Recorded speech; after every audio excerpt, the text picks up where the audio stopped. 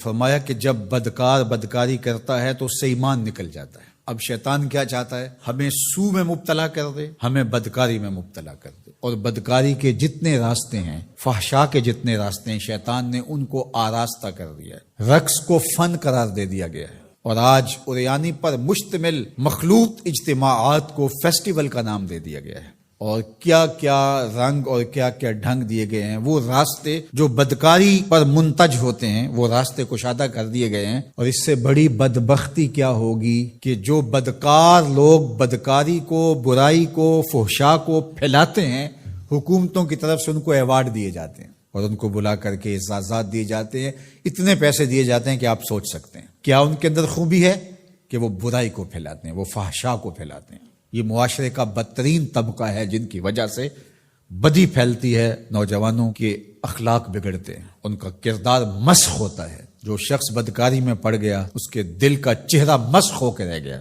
داغدار ہو کے رہ گیا۔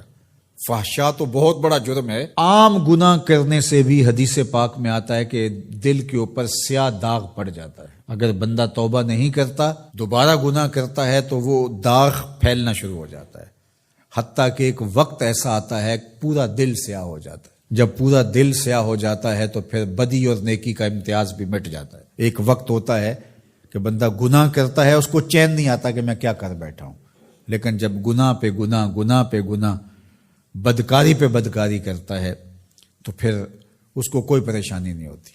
میں اس کی مثال دوں گا کہ پکا نمازی ہو تو کبھی اس سے نماز چھوٹ جائے تو وہ عجیب بے چینی میں ہوتا ہے کہ آج ہوا کیا میرے ساتھ، قضا بھی کر لیتا ہے پھر بھی بے چین رہتا ہے۔ لیکن جو بے نمازی ہے وہ روز چھوڑ رہا ہوتا ہے، اس کو پرواہ بھی نہیں ہوتی۔ اگر کوئی شریف آدمی کسی کو ظلمن تھپڑ مار بیٹھے تو اتنی تکلیف اس کو نہیں ہوتی جتنی اس کو ہو رہی ہوتی ہے۔ دعا کرو کہ یہ دل دل ہی رہے، دل مصفہ رہے، دل مزکہ رہے، دل ستھرا رہے، دل پاکیزہ رہے۔ جتنی کوشش ہم اپنے چہرے کو، اپنے بدن کو، اپنے ظاہر کو سنوارنے کی کرتے ہیں، اس سے کہیں بڑھ کر اپنے دل کو سنوارنے کی کریں۔ باہو علیہ رحمہ نے کہا تھا، دل کالے نالوں منہ کالا چنگا، جے کو یہ رمز پچھانے ہو۔ تو شیطان دل پہ ہی قبضہ جماتا ہے۔ شیطان جاسم علی قلب ابن آدم فاذا ذکر اللہ خنسا واذا غفل وسوسہ، تو یہ غافل نہ ہو پائے، ہر وقت اللہ کے ذکر میں رہو۔ اس لیے ہمیں 5 بار مسجد میں بلایا جاتا ہے۔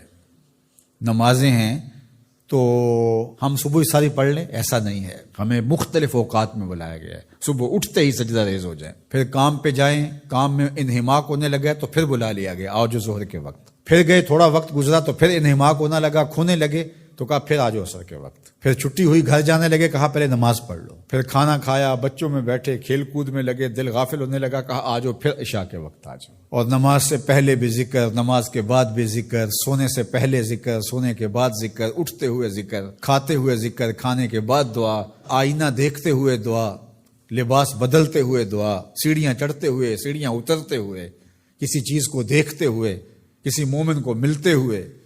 ہماری زندگی کو دیکھیے مسلمانوں کی، ہم تو ہر وقت ذکر میں رہتے ہیں، ہر وقت اسی کا نام جپ رہے ہوتے ہیں، کبھی السلام علیکم، کبھی سبحان اللہ، کبھی ماشاء اللہ، کبھی الحمدللہ، کبھی لا الہ الا اللہ، کبھی لا حول ولا قوت الا باللہ، کبھی اللہ اکبر، کبھی نماز، کبھی سجدہ، کبھی رکوع، کبھی قیام۔